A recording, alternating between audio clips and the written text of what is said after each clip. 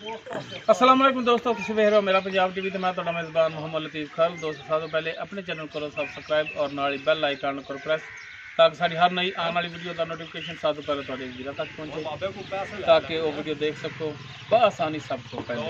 दोस्तों, रोजाना की तरह अज भी तुहाडा वीर तुहाडे वास्ते ताज़ा सूई गाय की वीडियो लैके हाजिर है। इंशाअल्लाह मेहर करांगे वीरां साडी आई दी पसंद आवेगी।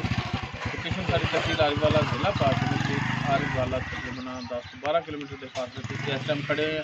गाय दिखावांगे, बाकी गल्लां जेहड़ियां ते जनाब करो हाँ कैमरे की नज़र। सब तो पहले जी दोस्तों, यह गाय ताज़ा सूई है, जेर हाली इसने नहीं पाई, पिछे इसके बच्ची है, रंग नस्ल जात और वीरां दे सामने मुकम्मल इसका कद वो कैमरे की नज़र है, वीर देख सकते हैं।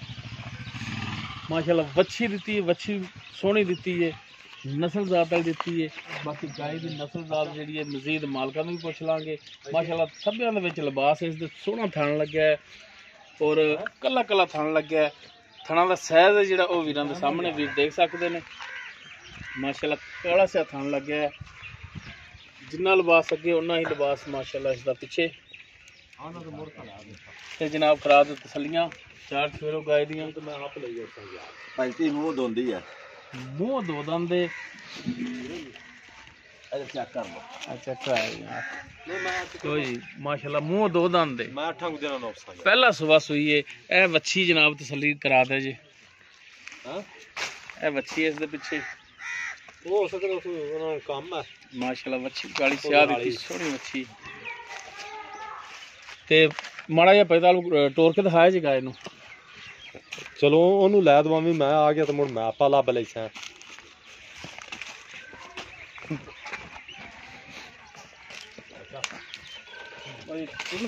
सामने तसली कर सकते हैं। माशाल्लाह पेंशन दे विच हर टाइम पे हां लै आओ कुछ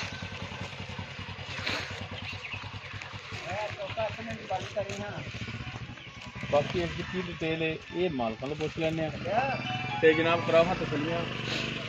आओ पैदा लो जी, पैदा लो अपनी गाय दिखा रहे हैं। किहड़ी नस्ल जात है ये? जर्सी साहिवाल है। जर्सी और साहिवाल, ठीक हो गया। ते पहला सुबह सुई है। पहला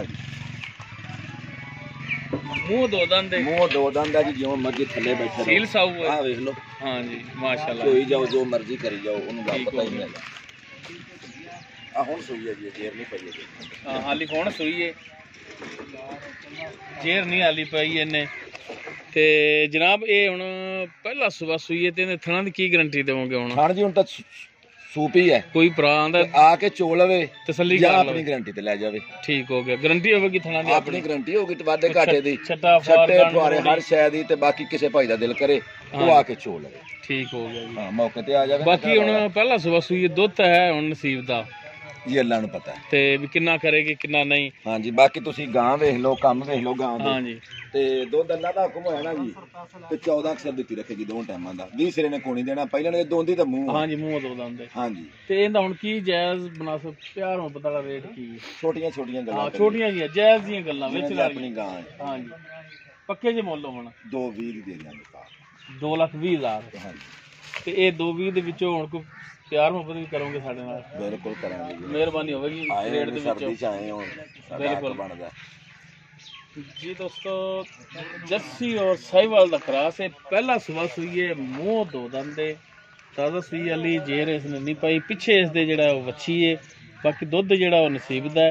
डिमांड इसकी जी मालक को 2,20,000 करते हैं।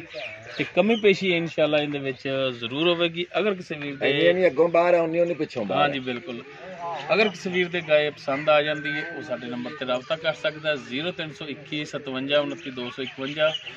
और गाय अगर किसी वीर नाल फाइनल हो जाए तो इत्थे आके अपनी 2 टाइम चो के पास करके चेक करके तसल्ली करके लिजा सकता है। हेलो उम्मीद करांगे वीरन साडी अज दी वीडियो पसंद आवेगी। अगर वीडियो पसंद आवे लाइक शेयर और कमेंट जरूर करिया जे।